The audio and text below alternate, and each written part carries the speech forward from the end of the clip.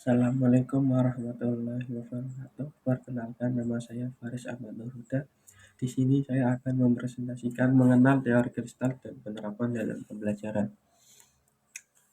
Gestalt sendiri itu berasal dari bahasa Jerman bahwa wall configuration atau bentuk dan konfigurasi. Menurut Yanto, berpendapat bahwa pokok pandangan Gestalt adalah objek atau peristiwa tertentu akan dipandang sebagai suatu keseluruhan yang terorganisasikan. Tokoh teori Gestalt itu ada tiga. Yang pertama, Max Wertheimer. Teori ini disusun pada tahun 1880 sampai 1943 dengan mulai eksperimen tentang pengamatan atau persepsi dan penyelesaian masalah atau problem solving sebagai psikologi Gestalt. Yang kedua, Kurkowka dicetuskan pada tanggal 1886 sampai 1941 dengan merumuskan hukum-hukum pengamatan. Yang ketiga, Wolfgang Kohler dan dicetuskan pada tahun 1987 sampai 1959 meneliti tentang insight. Penjelasannya secara garis besar, teori Gestalt adalah suatu pandangan yang menganggap bahwa pembelajaran tidak hanya tentang rangsangan dan respon, namun juga tentang pemahaman untuk dapat menarik kesimpulan baru dalam satu masalah secara utuh.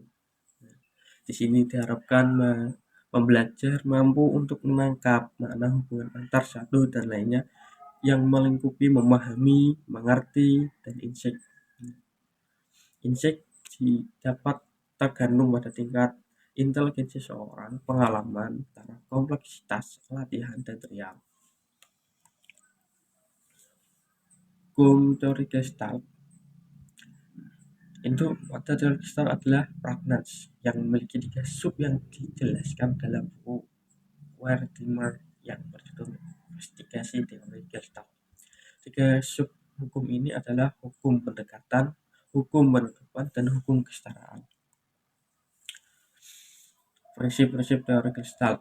Prinsip utama teori Gestalt yang perlu diterapkan adalah yang pertama, belajar menyeluruh dengan mengkorelasikan materi yang satu dengan lainnya. 2. Pembelajaran merupakan bentuk kontinuitas dari materi-materi yang telah disampaikan sebelumnya. Pembelajar berperan sebagai organisme yang utuh. Selanjutnya, pengalihan aktivitas. Keberhasilan dalam pembelajaran dipengaruhi oleh kemauan, harapan, dan keinginan peserta didik. Dan itu prinsip persepsi yang menunjukkan kontinuitas. Sedangkan menurut Cole terdapat 6 prinsip teori Gestalt yang memudahkan belajar untuk memvisualisasi data, yaitu proximity, berpikir elemen atau objek yang berdekatan sebagai bagian dari sebuah grup. Yang kedua, similarity, objek atau elemen yang mempunyai warna, bentuk, ukuran, atau orientasi yang sama akan dianggap terkait atau menjadi bagian dari suatu kelompok tertentu.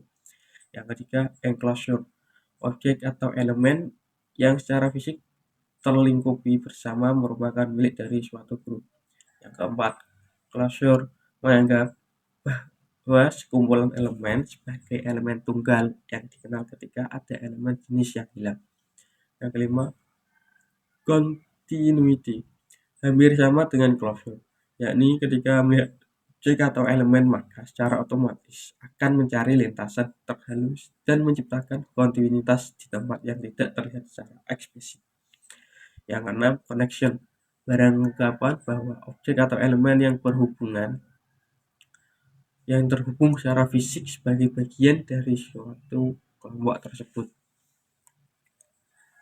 Nah, kelebihan dan kekurangan teori Gestalt. Yang kelebihannya adalah yang pembelajar mampu membangun dan menemukan masalah menjadi suatu pengetahuan dan pengalaman yang baru. Nah, sedangkan kekurangannya adalah terbatas penerapannya hanya pada materi-materi yang memiliki prinsip yang sama dengan teori ini.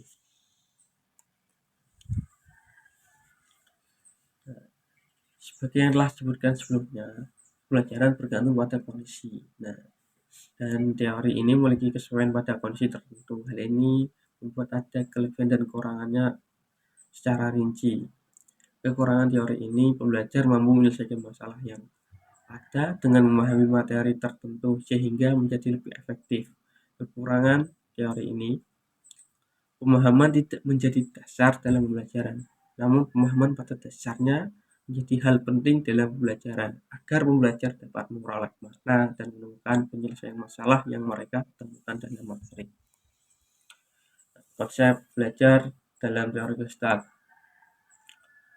Ada beberapa konsep dari teori Gestalt. Yang pertama adalah teori medan yang menunjukkan tidak ada eksis secara terpisah atau terisolir sendiri. Yang kedua, nature versus nurture yang menunjukkan bahwa otak bukan menerima pasif dan menjadi gudangnya penyimpanan informasi situasi sederhana.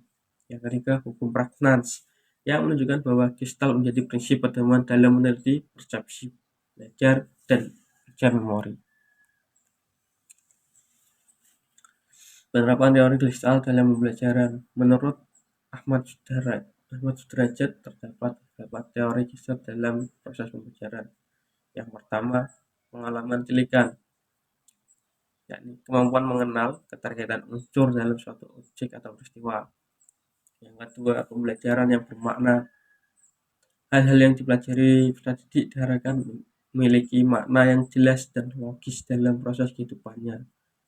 Karena makna unsur-unsur terkait menunjang pendudukan tilikan dalam proses pembelajaran yang makin jelas makna suatu unsur, maka akan menjadi semakin efektif hal yang aku pelajari. Perilaku bertujuan. Menurut Edward Tolman, salah seorang tokoh pengembang teori Gestalt, proses pembelajaran akan berjalan efektif bila pembelajar memahami tujuan yang ingin dicapainya. Ya. Prinsip ruang hidup merupakan konsep yang dikembangkan oleh Kurt Lewin dalam teori medan yang mengemukakan bahwa perilaku seorang memiliki keterkaitan dengan lingkungan tempatnya berada, karena materi yang diajarkan hendaknya konseptual, yakni sesuai dengan kondisi dan situasi lingkungan kehidupannya. Transfer dalam pembelajaran. Hal ini akan menjadi transfer dalam pembelajaran. Ini akan terjadi bila pembelajar mampu menangkap prinsip-prinsip pokok suatu persoalan dan mengemukakan generalisasi yang akan digunakan untuk memecahkan masalah dalam situasi lain. Karena statistik diharapkan untuk membantu pembelajar untuk menguasai prinsip-prinsip pokok dari materi yang diajarkan. Sekian dari saya. Bila ada salah kata, saya mohon maaf. Wassalamualaikum warahmatullahi wabarakatuh.